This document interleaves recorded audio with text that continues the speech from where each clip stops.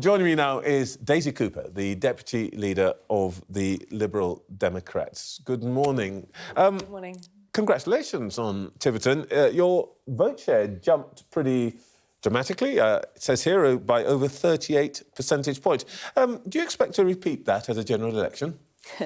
Well, first of all, the result in Tiverton and Honiton was a historic victory for the Liberal Democrats. We have just overturned the biggest majority in a by-election ever in British political history. So, of course, we are indeed buoyant.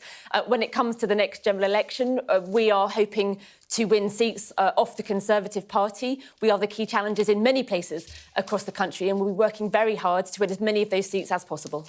Yeah, you didn't do it on your own, did you? Actually, you were able to turn that performance because Labour basically went off the pitch and lost its deposit.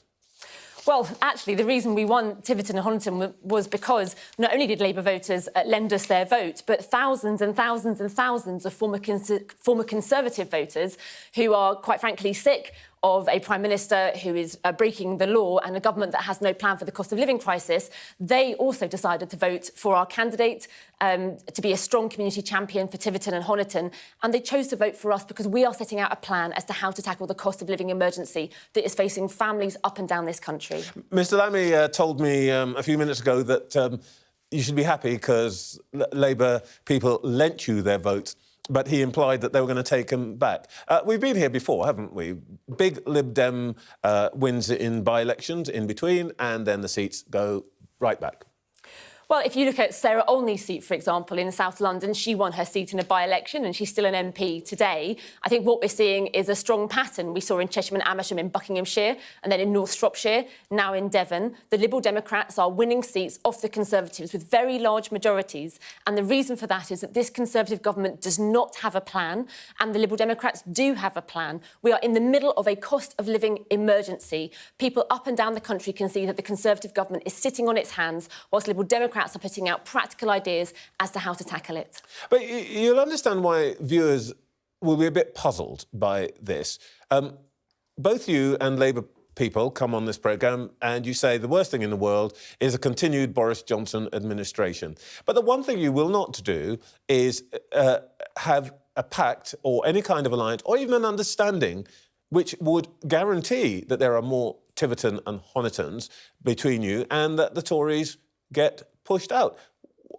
Explain why that is so impossible. And, you know, the argument that voters don't like it, either you believe voters don't want the Tories in or there's some other reason. Why can't you guys get together?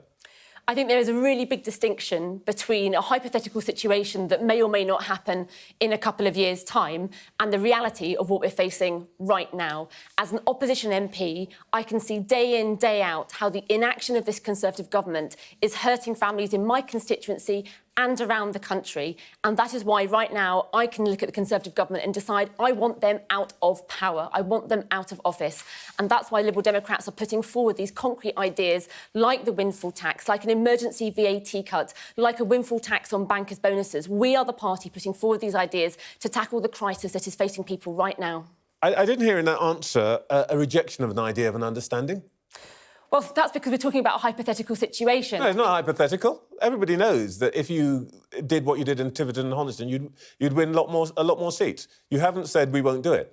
Well, Liberal Democrats will continue to try and win seats off the Conservatives in the areas where we are the key challengers. The fact is, if you look at the last 2 years, things have changed so much. Nobody had expected the pandemic or anything else. We simply can't work out what will happen in the future.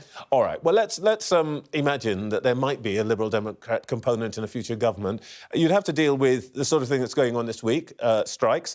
Your transport spokesperson condemned the government for making I think the quote was, no effort to stop these strikes. What would your effort be? How would you tackle this?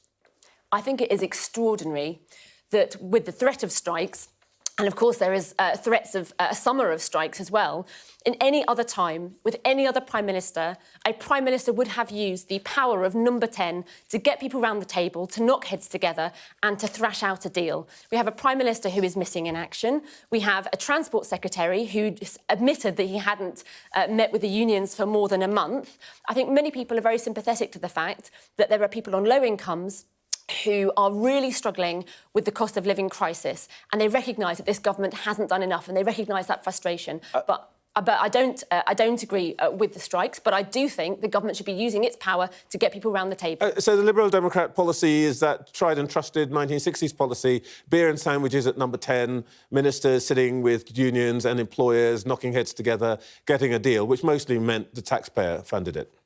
So what we have suggested is that actually there should be an independent public sector pay body that can look at this issue right across the board for the public sector. It works incredibly well with the Low Pay Commission that sets the national minimum wage. I think the same thing could be done for the public sector as a whole. That would take the politics out of this issue, and it would get a fair deal for people who are on low incomes and struggling with the cost of living. Daisy Cooper, thank you very much indeed for joining us this morning. Thank you.